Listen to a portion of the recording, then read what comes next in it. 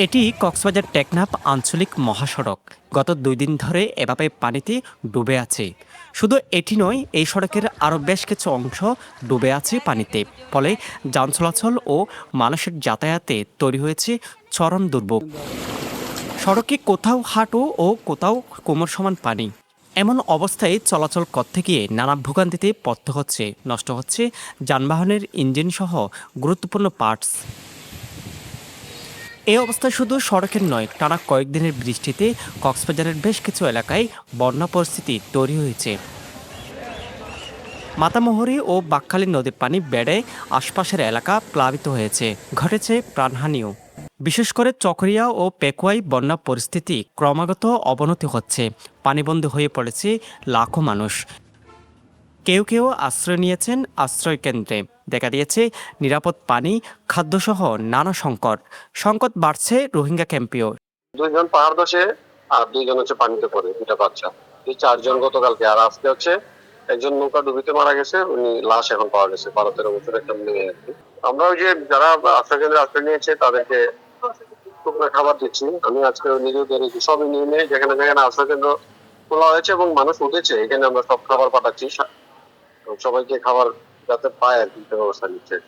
জেলায় পাহাড় ধসে সবচেয়ে বেশি মৃত্যু হয়েছে। লোকজনকে চেষ্টা করেও ঝুঁকিপূর্ণ পাহাড় থেকে সরানো যাচ্ছে না। এখন পর্যন্ত কক্সবাজারের পাহাড় ধসে 18 জনের মৃত্যু হয়েছে, এর মধ্যে 13 জন রোহিঙ্গা। এছাড়াও পানিতে ডুবে 5 জন এবং সাগরে ভেসে এসেছে অজ্ঞাত আরও 3 জনের মরদেহ।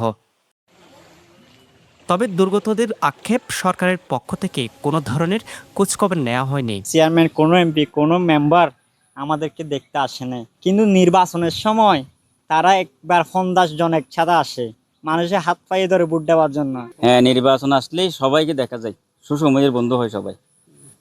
এই দুঃসময়ে মানুষের পাশে সহজে কেউ দাঁড়ায় না। চেয়ারম্যান বলেন, মেম্বার বলেন, কেউ এখানে দেখতে আসে নাই। মানুষের যে বেহাল দশা। জেলা জামায়াতেরও অভিযোগ, মানুষের কঠিন সময়ে পাশে নেই সরকার। মাঠ পর্যায়ে ত্রাণ তৎপরতা দেখা না গেলেও সরকারের হিসাবের খাতা বরাদ্দে ভরপুর।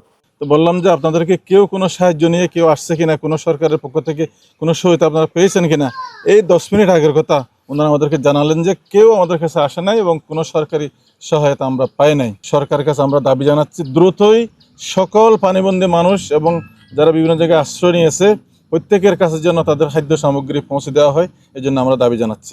মাঠ পর্যায়ে ত্রাণ তৎপরতা দেখা না গেলেও সরকারের হিসাবের খাতা বরাদ্দে ভরপুর। এখন পর্যন্ত মেট্রিক টন চাল ও নগদ 10 লাখ টাকা বরাদ্দ দেওয়া হয়েছে। উপজেলাতে আমরা 10 মেট্রিক টন আর চকরিয়াতে 20 মেট্রিক টন দিয়েছিলাম। সেই হিসাবে 110 মেট্রিক টন চাউল আমাদের 30 জুনের আগে দেয়া। আর নতুন করে আমরা ত্রাণ মন্ত্রণালয় থেকে 2 ধাপে আমরা প্রথম বরাদ্দ পেয়েছি 200 মেট্রিক টন চাউল, 10 লক্ষ টাকা, এবং সর্বশেষ গতকালকে একটা বরাদ্দ পেয়েছি 250 মেট্রিক টন চাউল এবং 20 লক্ষ টাকা।